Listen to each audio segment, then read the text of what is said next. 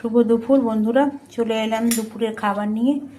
আজকে দুপুরে হচ্ছে গরম গরম ভাত, দিনে একটা কাঁচা লঙ্কা, আর হচ্ছে এটা মূলো ছেচকি, কালো জিরে শুকনো লঙ্কা ফোড়ন দিয়ে মূলো ছেচকি, আর রয়েছে পালং শাক বড়ি দিয়ে আলু দিয়ে সিম দিয়ে কুমড়ো দিয়ে। এই হচ্ছে পালং শাক,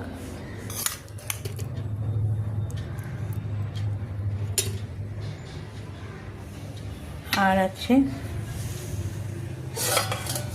জ্যান্ত রুই মাছের ঝোল আলু ছাড়া।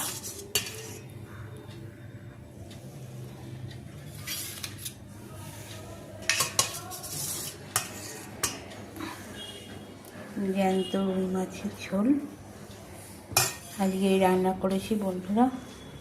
দেখো, যদি ভালো লাগে তাহলে একটু লাইক শেয়ার কমেন্ট করে দিও। তোমরা সবাই কমেন্ট করছো, ভালো লাগছে। পাশে থেকো বন্ধুরা।